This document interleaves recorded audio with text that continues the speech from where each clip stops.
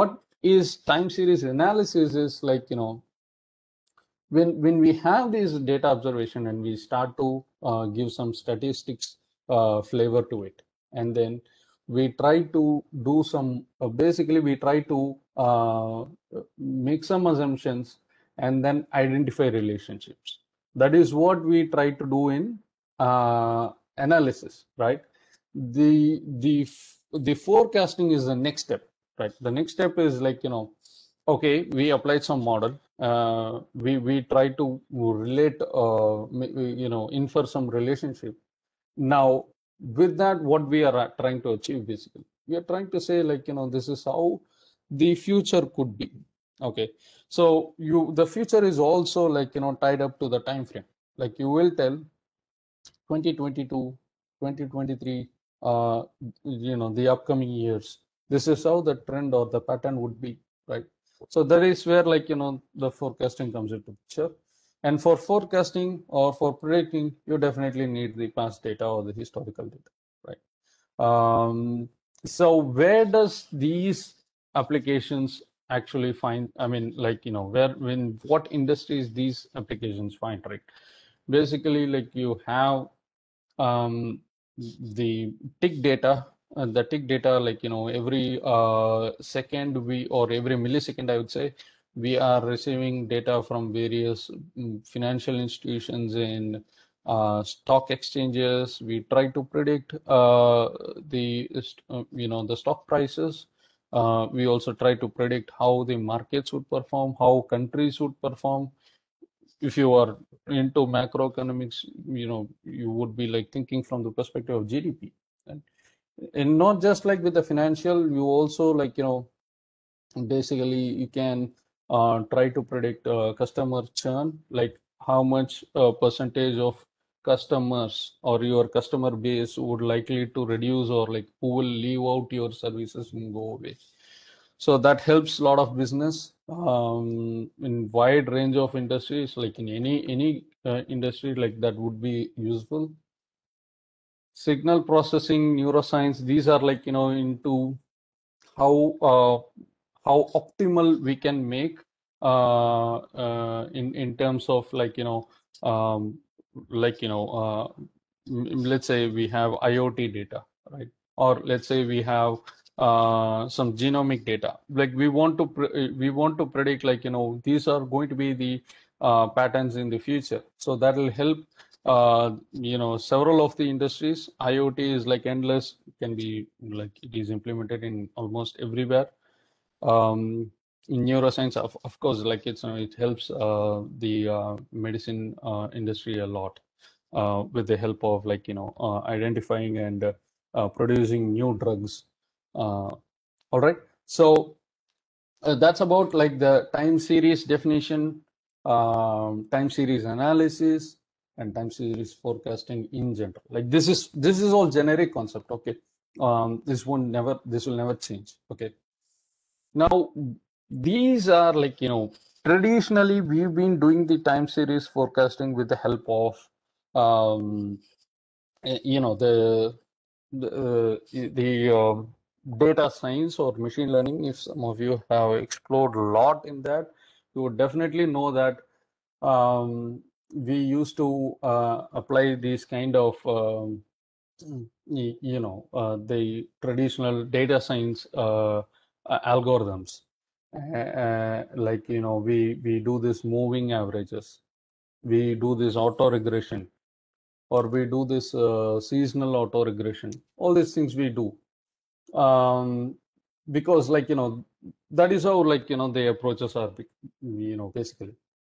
And now when we discuss the shortcomings, or like, the disadvantages in this approach is like, by nature, like the time series data, they could pose seasonality. When I say seasonality, let's say the typical example for this is like, you can make a note of it, like, you can go back and search the the air ticket or the passenger data set. Okay, if some of you have explored it already. So the passenger data set is like, basically comprises of the time frame, and it comprises of the aircraft companies, like the airline travels, and then how much the tickets are booked based on the month of the year, right? So there is a pattern, of course, but those patterns are like you see, like some of the months the booking of the air tickets would go up, while the rest of the year it would be like on a kind of an moving on an average, right? So these kind of pattern repeats itself, and that is what, like I would say, an example for a seasonality, right? So basically, the seasonality is kind of a recurring pattern that happens within, like within the data, like and then it keeps on happening over a period of time. So we need to identify these kind of seasonality pattern, because that actually prevents us from predicting the result, right? I mean, in terms of accuracy. So we need to identify them, and we need to remove out the noise that surrounds the seasonality. So that's number one. Number two is stationarity. Stationarity is like it's like you don't have, like when the standard deviation and the median becomes constant, and then that poses a challenge to basically, like predict the result in a more accurate manner. So that has to be taken care. And there's a method for that. Like there is a method called ADF. Folks who have worked on it, like, you would have applied ADF on top of it to eliminate stationarity, right? And then you have autocorrelation or serial correlation. That's another challenge. Like, it basically, like, autocorrelation, it's like or the serial correlation is like, when the time series data set itself has a lag in as part of it, and that lag will pose you some, like, will pose like the challenge to predict the outcome based on the efficiency.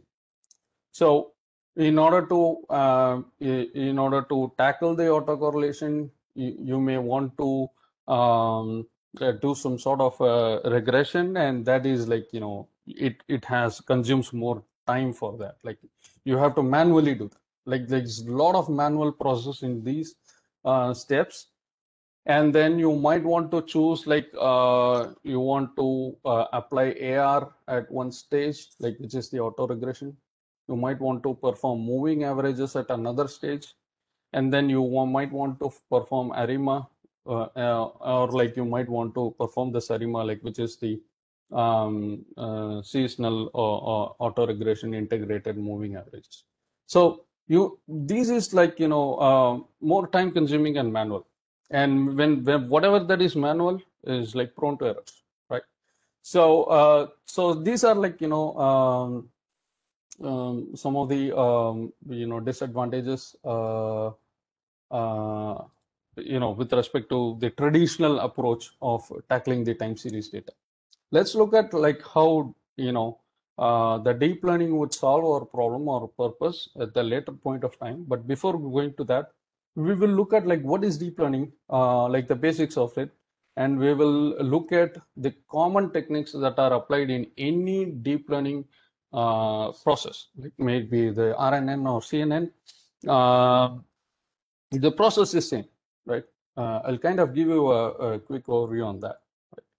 So does anybody have any questions so far?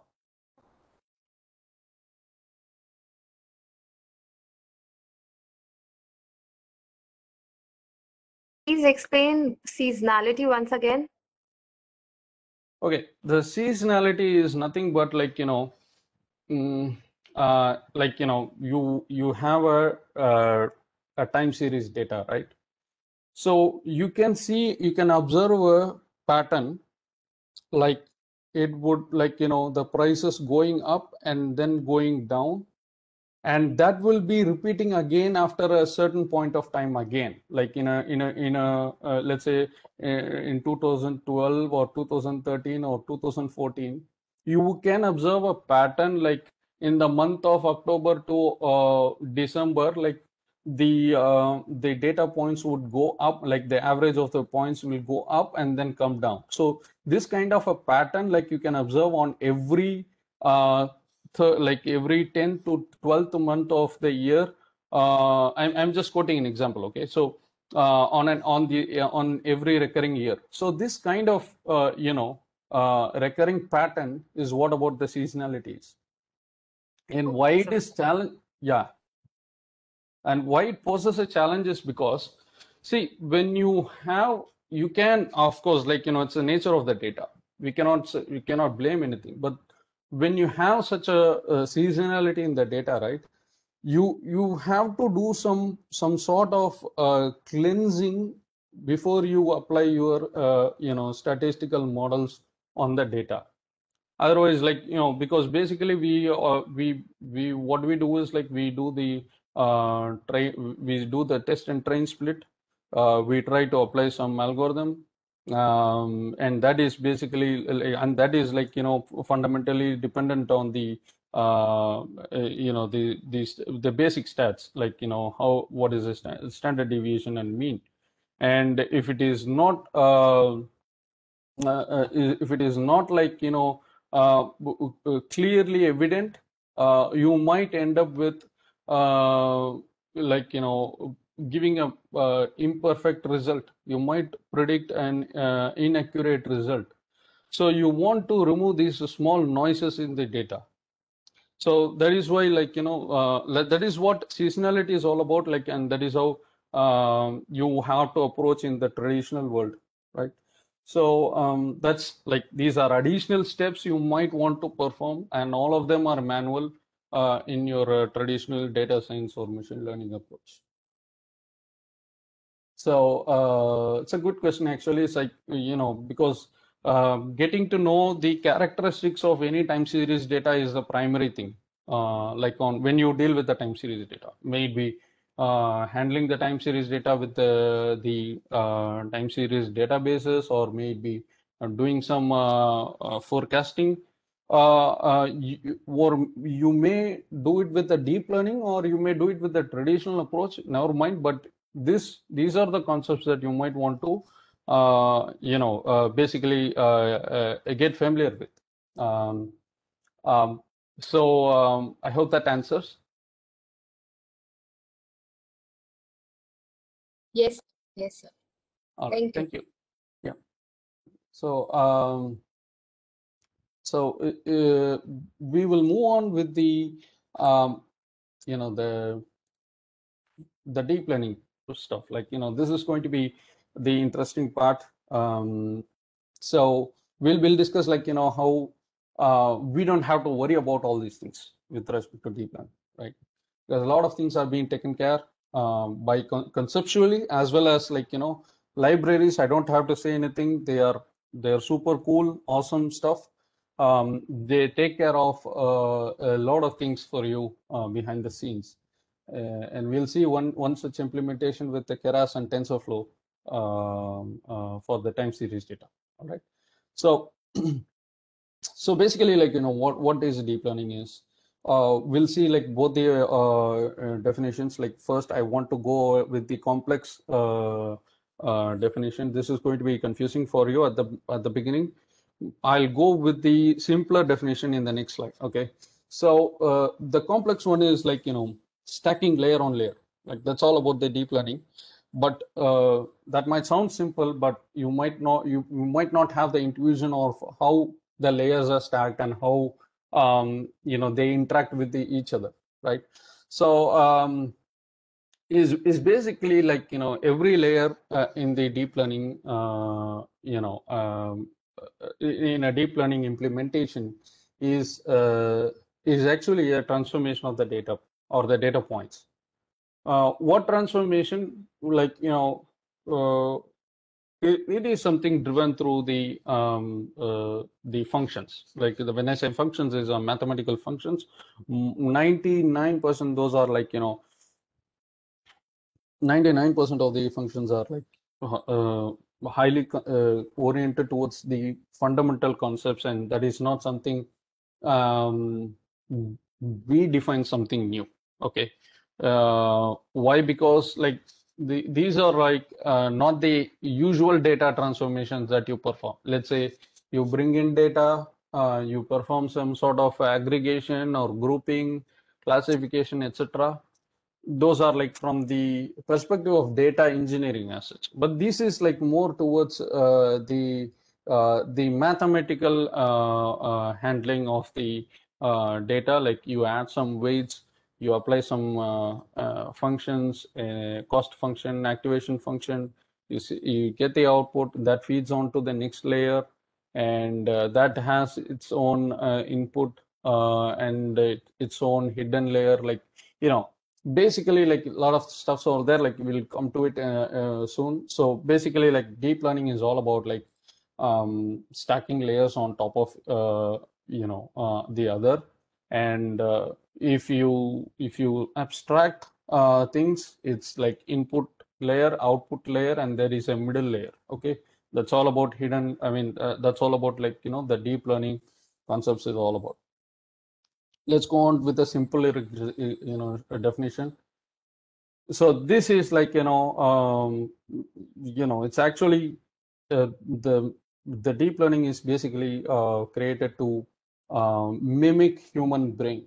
That's all about it. Like the intention was to make systems think like human beings. Okay, and how human beings think is with the help of the neurons, the connectivities or connections between the brain cells.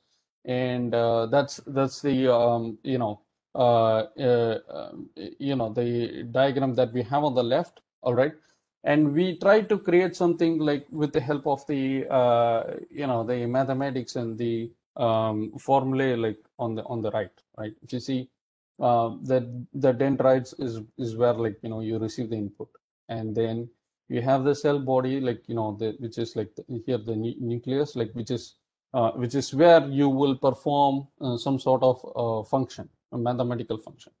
And then that output is passed on to the next stage. The next stage could be another layer, like similarly like how we have here, or it could be the final output layer. But in deep learning, like we will have at least, like I would say, like in feed forward network, we will have at least one hidden layer, right?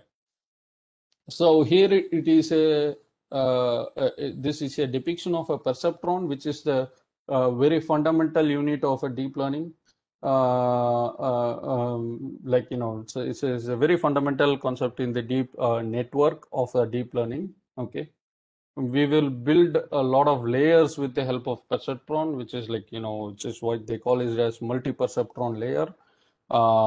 And then we'll see like one implementation of it with our time series with the help of RNN. Okay, RNN is nothing but the recurring neural network. So these are all, they call it as this is perceptron, and multiple perceptron grouped together forms a neural network, and neural network is a fundamental basis of any deep learning. Okay, so here I would say like it's not very much complex. I would say like you have three different inputs, x0, x1, x2. Okay, and you have weights assigned to it. The weights are given because you might want to tell, okay, when people are given an option to choose a number, the likelihood of choosing 7 or 4 or 5 is some x. Okay, so that x is what you provide to as part of the weights, right? I'm just giving you an example. Or like if people are given an option to choose color, the likelihood of choosing the blue is like is what the or green is what the you give to the weights, the values as weights. But when you say like most people choose blue, then that is a bias. Okay, so we will see like how bias also acts, because we need that bias also as part of the equation. Here you see which is needed to tell the output accurately, right? when a child is posed with some a picture, an object of an or like if a child sees an animal, right? It can tell like from the experience it's a cat or a dog, because sometimes the child tells identifies the animal as a wrong one, right? It would say as a goat or something like that, because it would have never seen that before. So but it will, the child will try to make use of the past experience, and it will, the child will perceive the features of the input, like the face of the dog or the face of the goat, and then try to correlate with the past experience and try to give the assumptions, and try to make the assumptions, right? And and if the prediction is wrong, if the identification or the outcome is itself is wrong, let's say the child says the goat as a dog, because the child has never seen a goat in their lifetime so far. So the parent or the guardian will tell, no, it's not a dog, it's a goat. So that is like, you are giving a new classification or a new label, or like you are identifying a new object altogether. And the child basically remembers it the next time, okay? Because like a new input has been given, a new label has been given. So what happens is, if the next time, like if the child is encounters the same animal, it could like, the child could tell you the correct result. So that's how the human brain works, and that's what is being tried to mimicked with the help of perceptron. Okay, so it's actually a summation of the weights and inputs, as you can see here, with some bias. That's what you see, like, as part of the output. Okay, so why deep learning for this the time series, while we can still do it with the traditional approaches? Firstly, we have a lot of compute resources right now in this today's world. We have a lot of GPUs, and of course, like even in every single mobile phone of ours, we has a lot of GPU computing power. Okay, why GPU? See, traditionally we used the CPUs to calculate or perform some mathematical operations, which is good, which is still good, because that is meant for doing complex numerical operation, while the GPUs are like, they were specifically designed to render graphics, or they were specifically designed and manufactured for gaming. Okay, and why gaming is because in gaming, like, it's all about the interaction of the character with the world, and a lot of environmental impacts, because the values, like the inputs are handled layer by layer, and then the inputs are handled as like triangulated format. Okay, so which is very similar to what we are trying to achieve with the perceptron and neural networks, right? So we are basically trying to give layer by layer inputs. One input layer feeds the other layer, and that feeds the other layer, and finally we have the output layer. So these kind of layered computation is faster with the GPU, right? Because it is designed in such a way. So hardware wise, yes, we have best of the best hardware in today's world, and we are going to improve it more on that. And the second point, why deep learning for this kind of use case, and why now? Because we have big data today. We have huge amount of data today, in exabyte scale. Like, why is that so important? Because when you have a lot of data, obviously, may it be like, any or the data science or machine learning model that you applied previously, or the deep learning model, when the data set is huge enough, the accuracy of the result is going to be higher, like the efficiency and the accuracy is going to be on the top. But Traditionally, we didn't have much of the computing resource. We didn't have the approach of parallel processing and horizontal scalability to handle a lot of data. Today we have all those comfort. We have all those luxury. So that is why we will apply the data learning. I mean the deep learning, right? And next point is the algorithms have been fine tuned. We have lots and lots of libraries that have been created, and TensorFlow was the one API API library that was designed and released by Google, and that had proven in lot of use cases even in their systems as well. So if you folks have a mobile phone right now, like you can open Google Lens on your mobile phone and try focusing it on any object at your home, may it be like a fruit or a vegetable. Um, when I started using the Google image search back in 2012 or 2011, the image search was not so accurate. It was giving a somewhat inaccurate result, and it wasn't giving a specific result. Let's say, when I focused, when I took a picture of an apple and upload it into the computer, through the computer for the Google image, it used to tell it's just an apple. That's it. But right now, like in 2021, like when you focus with the Google Lens app and on an apple, it doesn't just say apple, it says like what breed of apple is that. And that is 100% accurate most of the time, right? That like how is possible is because of the huge data set that's being uploaded onto the ImageNet and lots of optimization being done on the algorithms and libraries. Okay, so a lot of cool stuffs are happening on the programming space, right? So that's why I hope these three are more than enough to have as part of our motivation to use deep learning for time series forecasting and time series data handling. Right? So any questions so far?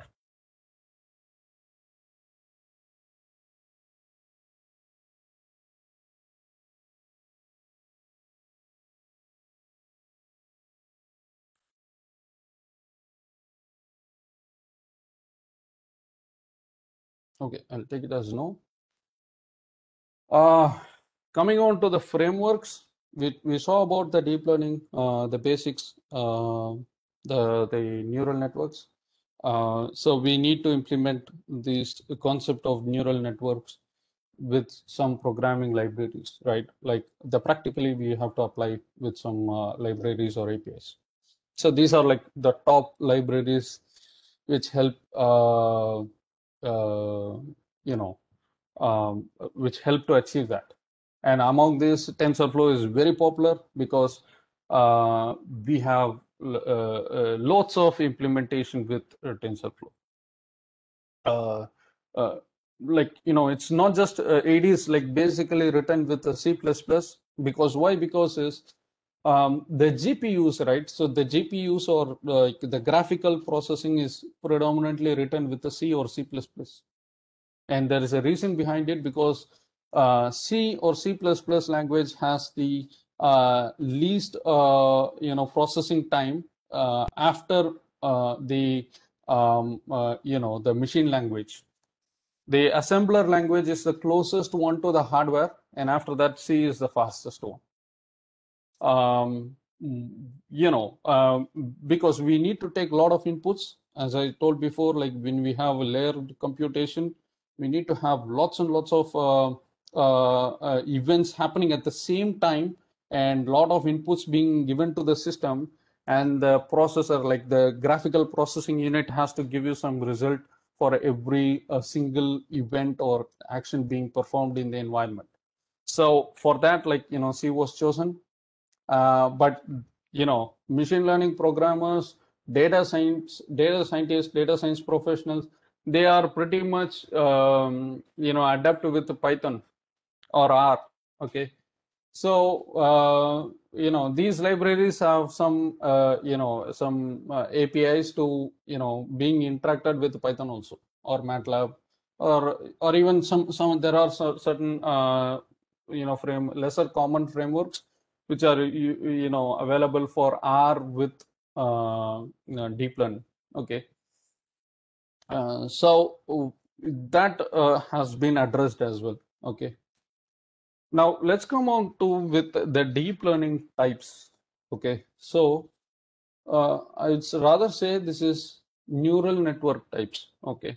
Why? Because they are one and the same. Like if you ask me, like being in industry, I would definitely try to abstract things. For the, like, I'm opinionated about it.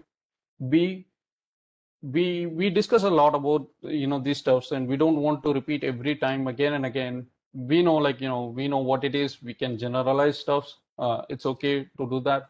So in that way, I would say neural nets and deep learning, or AI even, I would say, like, neural nets and AI are one of the same, I would say. I mean, of course, like, if you go by the textbook definitions, they're not same, but still, we can generalize things over there. So the most common neural networks, I mean, there are a few more on top of these also, um, are like, recurrent neural nets, which is RNN, and we have convolutional neural nets, which is CNN. And some of you might defend CNN and RNN together forms ANN actually, like, with the textbook approach, or like with how the theory has to be, right? But practically, I would say ANN is a separate component. Why? Because it's a separate classification. Because of the nature, like, we don't deal with the sequential data with ANN, right? It's used for image recognition, cool stuffs like that, but it was more of a feed forward network. When I say feed forward, right? So feed forward is like just one way from here to here, like from this direction to this direction, right? So such sort of simpler structures are feed forward networks.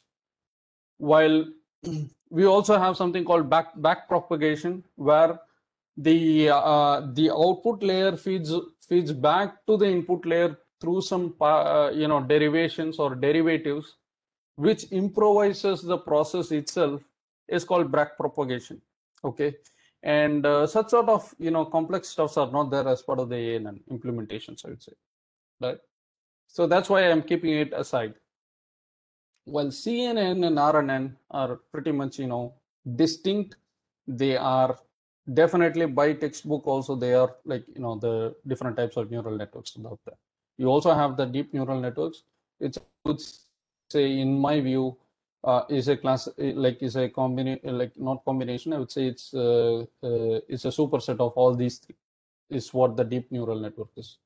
So what is CNN is called a convolutional neural network.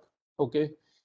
Is also, like, I would say, is a pooled network, is mainly used for image processing, right? We discussed about one example where we give the image or a Google Lens, stuff like that, or all CNN. And also you can do some speech recognition with the help of CNN. You can also do some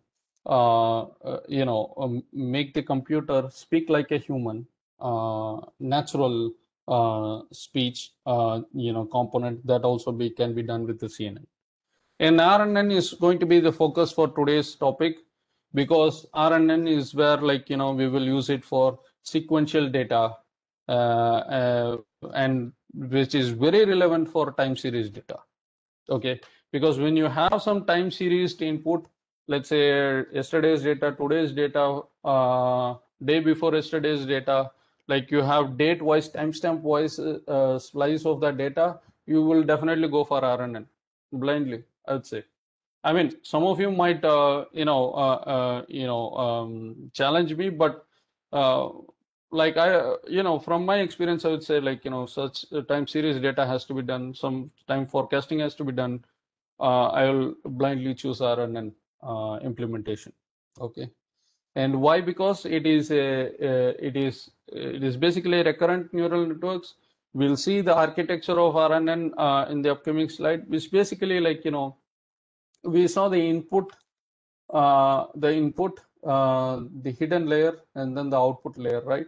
So basically, these layers interact within each other, and they provide the additional input for processing, right? So our function has to take into consideration of all the connectivity between the layers. That's why, like, we need RNN, because when an event happens at one point in time, it is actually related to the future event. It is not something like distinct events that we are going to deal with in time series. It is all continuous data, continuous timestamp data that we are going to deal with. That's why we need connectivity between the layers. Okay, so these are, like, I'm giving you a high level list of principles, or I would say rather processes. This is going to be it's going to be standard for any deep learning. There might be additional one or two additional processes or techniques, but this is going to be a standard one. Okay, and we'll look at it, like, one by one. So the first thing is the gradient. So folks would have already had an idea of this, like, when you tried out the traditional data science and machine learning, is basically you will try to find the gradient descent or the gradient descent algorithm, wherein you will see how the data points change over time. I would say rather it's not the actual data value, it is how the standard deviation moves. Okay, and you will start with some point in the data, and then you will slowly move or you will slowly progress, and you will try to identify the minima or the minimum value. How you will find? You always have the partial derivatives that will help you find the minima. And when you are going to find a minima, you will obviously encounter local and global minima. Okay, so which is local minima is when your gradient meets a minimum value at that point of time. It could be a local or global. Okay, and then you start progressing it, and if you further see a minimum, like a lower value than the previous value, then it means that is also a local minima. The previous minimum is also a local minimum point.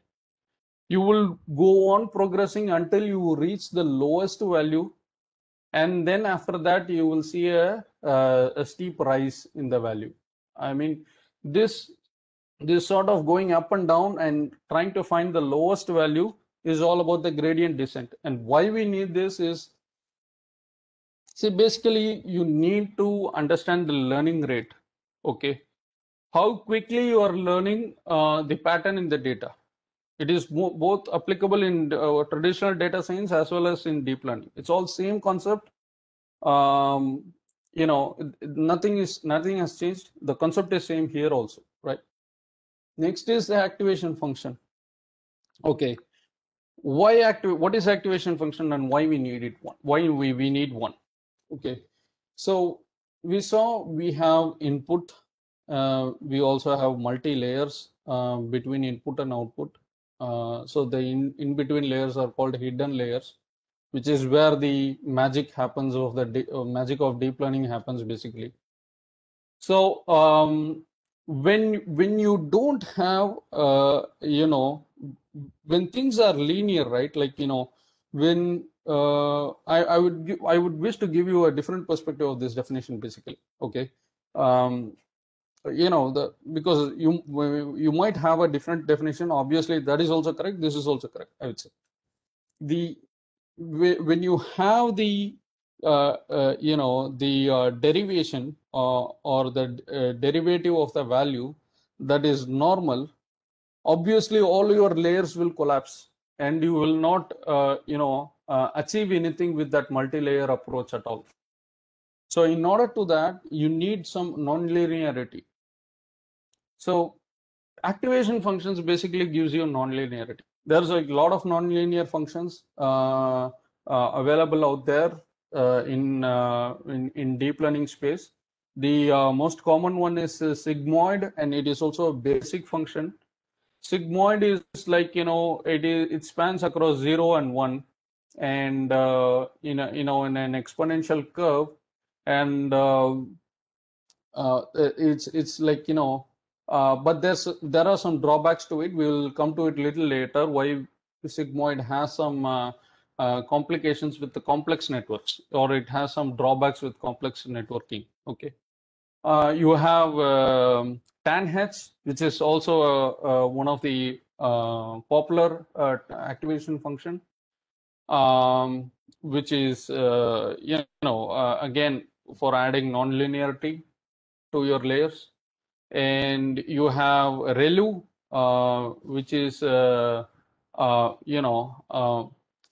which is like a rectified linear unit, which is very commonly used in memory implementation, which is like, to memorize what happened like in the past or the previous layer, so that your next layer could be optimized. We'll look at ReLU in some time. Okay, so you have these kind of activation functions, and I also tell you, like, why it is needed. It is needed to add non-linearity. Why non-linearity added is because in a layered approach, if you are trying to refine something through different layers, the derivatives should not get lost with the linearity, and that will completely collapse the neural network. I would suggest you to research more on why we need activation function, what is non-linearity, what non-linearity helps in the neural network space, right? Next is bias handling. See, these are like, step-by-step stuffs that you will do in any, see if I have pointer. Thank you. So let's see, like, these are like step-by-step process that you will perform in any deep learning function, as I told before, right? So this is completely applicable to any deep learning. Let's say you want to create a deep learning to create music. Okay, these days computers themselves generate a classical music. So it's possible. So deep learning and AI does that. If you want your system to automatically detect some anomalies in a live video or live stream of a data through security cameras, so that also you can do. But the process, these techniques will stay the same. Or if you are trying to do some time series forecasting, like how we are going to do today, it's the same. Nothing changes. Some of them we may use, some of them we may not use. That's it. Or we may use something additional. I don't want to put more onto the the uncommon steps. So these are like the common steps. Next step is the bias handling. So we talked about bias, right? So obviously we need bias in deep learning space. That is required because we need to tune our parameters. When I say parameters, it's a parameter vector. Okay, everything is a vector again. So friends, like, when I say, like, vector, because it's all directional. The input, the hidden layer, and the processing output layer is everything you see here is having a direction. And even the back propagation will also have a direction, like from output to the input. That is also will have a direction. So it's all vector here. So we want to tune parameter vectors, based on the errors that happen at each layer. So that's why we need bias handling. Okay, we'll see like one example of we'll go through a code of RNN with Keras and TensorFlow. We'll see, like, where these things are implemented basically. Okay. Next up is a softmax layer. Of course, these two layers, these two techniques come before the softmax. Softmax is kind of the last one, but that's okay. It's not like arranged in sequence actually. So basically, softmax is used at the output layer, is used as an ending node. Why? Because the output function, right here we have the output function, right? We have we will apply a softmax layer on the last output layer, because we want to understand how much the loss is obtained and RNN network, but it does, of course, gives you a meaning. As you can see, x of t is the input vector at the present time. X of t minus 1 is the input vector at the t minus 1, and this is at the t plus 1. Okay, so this is your input layer, will go bottom up, okay, in this image. So this goes to the input is being given to the hidden layer or the intermediate layer.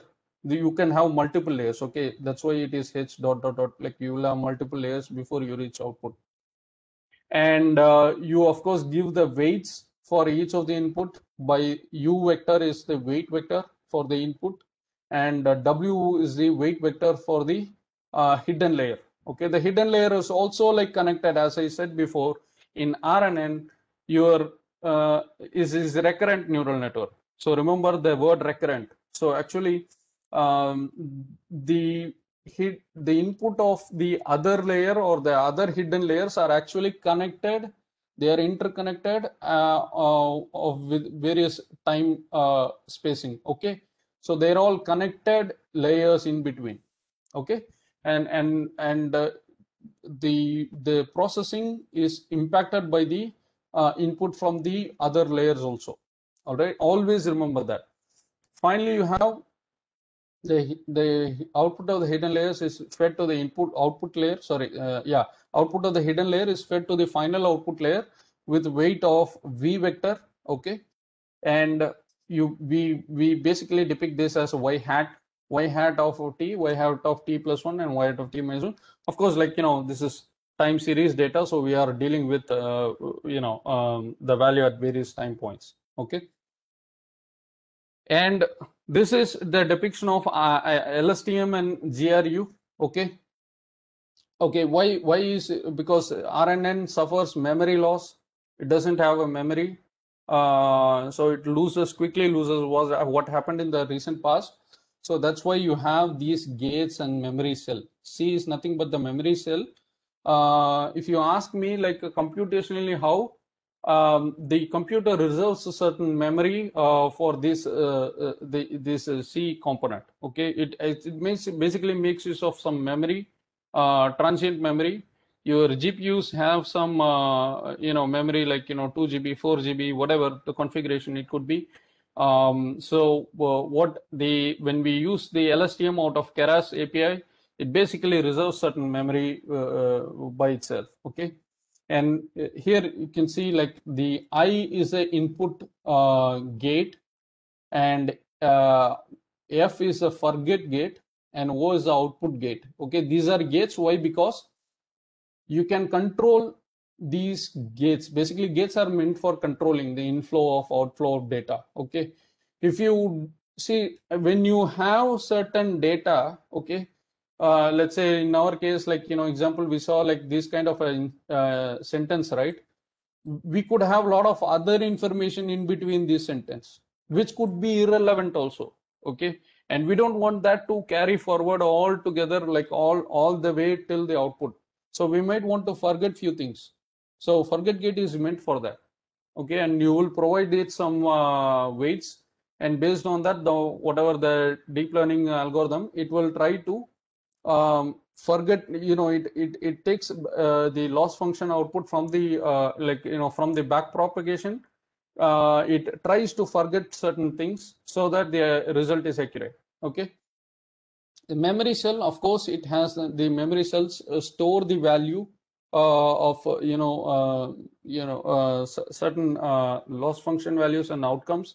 Okay, so basically, like is C is new and C dash is the C is the memory cell, C dash is the new memory. So when I say new memory is see, these are all recurrent stuff. Okay, something you have in memory now. Again, you're given feedback. Now you have a new memory, and that is also has to be stored, and that's why you have C dash. Okay, this is about the LSTM, implementation and internals of LSTM. And we have GRU, which is gated recurrent unit, which also has this, basically H and H dash. Why? Because this is activation and candidate activation. And you also have something called a very special thing called reset gate. Forget gate and reset gate could be one of the same in some aspects, but reset gives you more control, like how you can reset a computer or reset a mobile phone or a gaming device, right? So reset gives you a more refined control of when you want to reset it and clear off. Okay, so GRU is more memory optimized, I would say, in that aspect, and that's why GRU is the advanced version of LSTM, I would say. But still, it's some of the aspects are still evolving in that space. Okay, so just remember, these are the two components or the memory components which are basically created to or devised to solve the vanishing gradient or the memory loss problem of recurring neural networks. Okay, think in that perspective always. You'll have a good understanding later on, like when you start implementing it. Okay, so with that, we have come to a conclusion of the session. I will also showcase one example, like a very simple example of the RNN, which we talked about, and the time series forecasting with it. And way forward, we'll come to it. Way forward is, these are some of the pointers or the buzzwords that I want you folks to go and research on it, because they have a lot of scope, especially with the time series forecasting with the deep networks or the deep learning.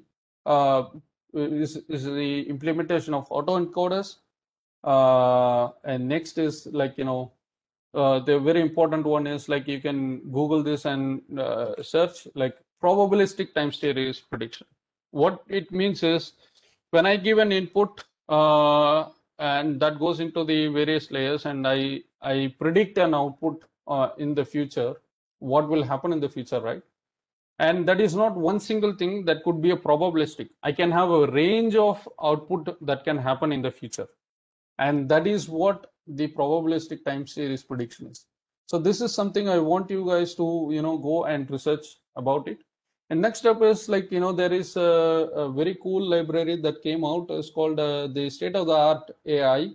It's a TSAI, and there's an implementation out there which makes use of the TSAI for time series forecasting with the deep neural networks. Okay, I want you to research on all this and gain more insights that will help you a lot with the time series prediction. Okay, so with that, we'll look at one of the simple, very simple textbook implementation with respect to Keras and library.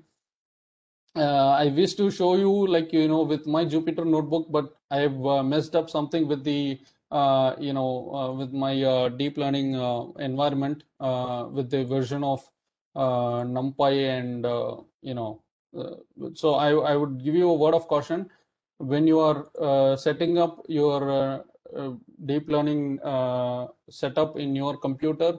Make sure to use the compatible version of number one Python. Okay, I know this is not actually to do with RNN, but Python version.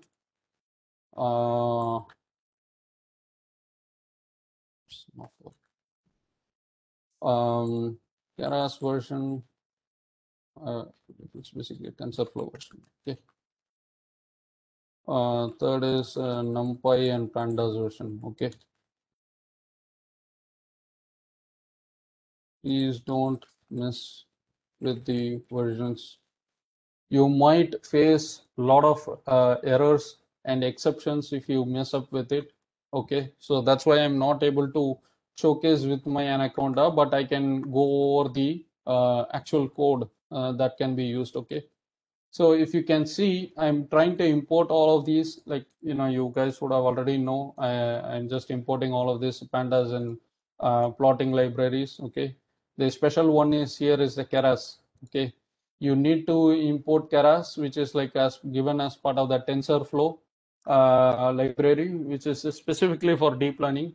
And we'll make use of the sequential dense and LSTM. Of course, we saw about LSTM, right?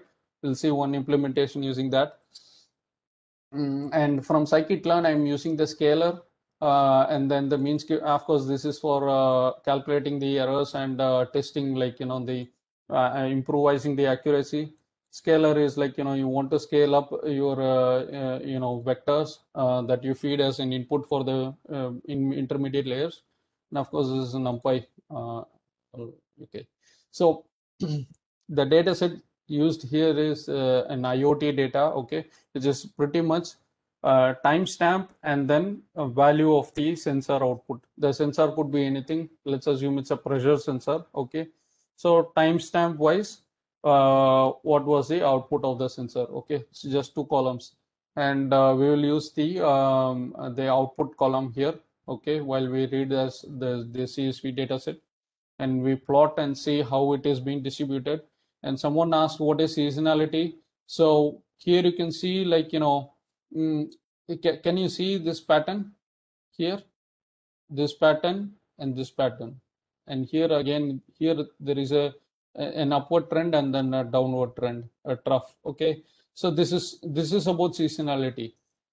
So this is seasonality, like it could recur back in time again, the same pattern. So you, in traditional world, you will handle with moving averages. Okay, so let me, like, in the interest of time, let me quickly go over. This is like, I'm doing it to normalize my data set. Okay, and I split the test and train data set 70-30, 80-20, up to you. You choose whatever your test and training data set. Okay, and then it's the same stuff I'm doing again, and you can see, like, what is the length of the test and training data set. This is like, the actual data set, like the scaled data set or normalized data set. Okay, and then what I try to do here is, like, you would see something similar in a different deep learning network implementation also.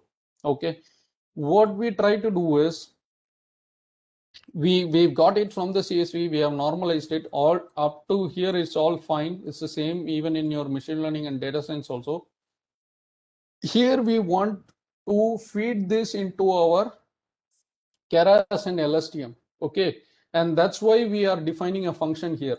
Okay, so I don't want to go in depth into the function, but you will do something similar in every deep learning implementation, just to make fit, the fit your transformed, or like, sorry, like not transformed, normalized data set into your Keras library or Keras data set. Okay, because your deep learning library has to understand how the data has been shaped. Okay, and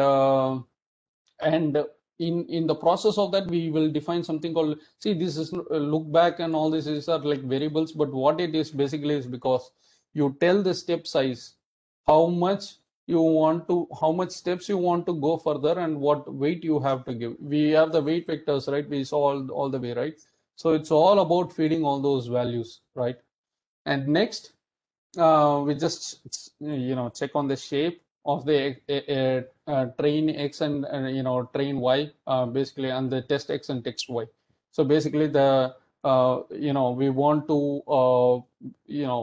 to break down and split our matrix, like, the combined data of the time series and then the output values as input and output separately, separate vectors. Okay, that's what I'm trying to do here with this test and train split, and then I create a data set so that I have separate data sets for each of them.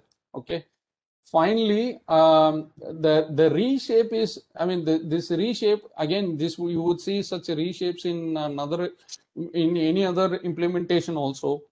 Why is because, again, I told you, right? So basically you give the sample, you give the time steps, give the feature, like, so the input of the hidden layer has to give to the, becomes the output of, sorry, the output of the hidden layer becomes the input for the next hidden layer, right? So that's why you have such a reshaping to be done, okay? So basically I've chosen, like, just immediate value over here, okay? And 0 and 1, like it's just the immediate values I've given. When I say I, it's like, in this example, it's not like, I wrote this code. So so finally we feed it to an LSTM, okay? We saw this LSTM, right? Which has the memory, the forget gate, which has the memory cell, and the output gates, etc., right? So it's just implementation of, here we choose the sequential model because we are going to use RNN, okay?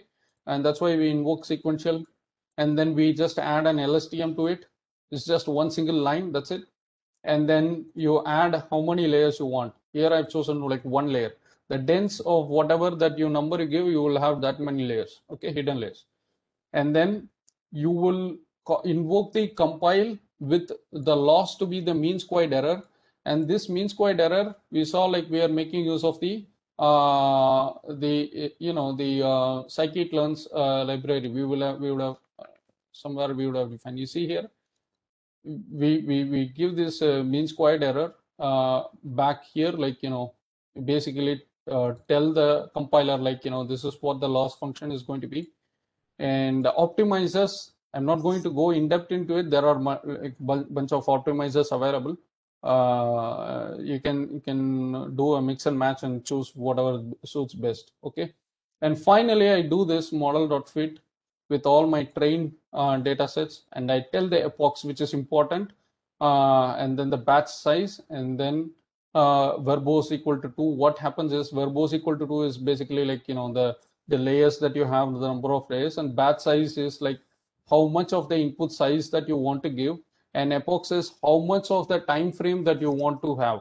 Like, you will choose 100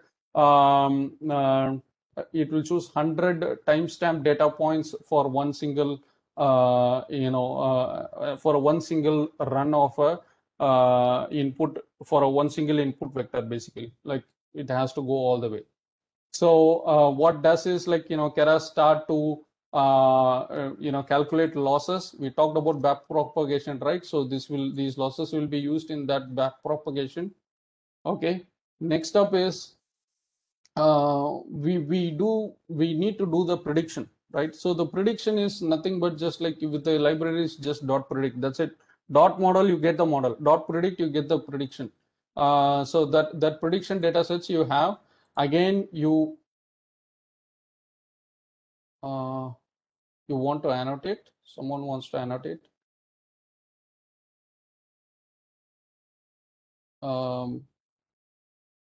Serene, so do you want to take over? Okay, I'm just declining. So what you do is basically you take the predictions, okay, you invert them. Why you need to invert them? Check this, because it's one of the steps that you will do commonly in every deep learning exercise. And then you finally calculate the root mean square error, like, which is RMSE, to basically to reduce the loss. Okay, so I mean, it's more towards like finding out the accuracy. Okay, so you get the score. This is like how traditionally you have the machine learning and data science. Same scikit-learn, same RMSE, okay, library that you are making use of here. Finally, I try to plot the output, and what I try to do is, like, I also do some shifting. So shifting is one of the important concept. Is like, when you have multivariate analysis and multivariate vectors, right? You want to shift them so that is basically part of the back propagation process, right? So that's why you have this look back variable being utilized here, and then you reassign the same to your train predict and train test predict. Basically you feed it back to the input layer. That's what you're trying to do here basically. And the shifting of multivariate features is a very common thing done in any deep learning exercise. You might want to check on that as well. So finally, if I plot, you can see, this is my input, and blue is my predicted value. Okay. And this is the test value. Okay. So which is the actual result. As you can see, like the deviation is very much, limited or minimal. Okay.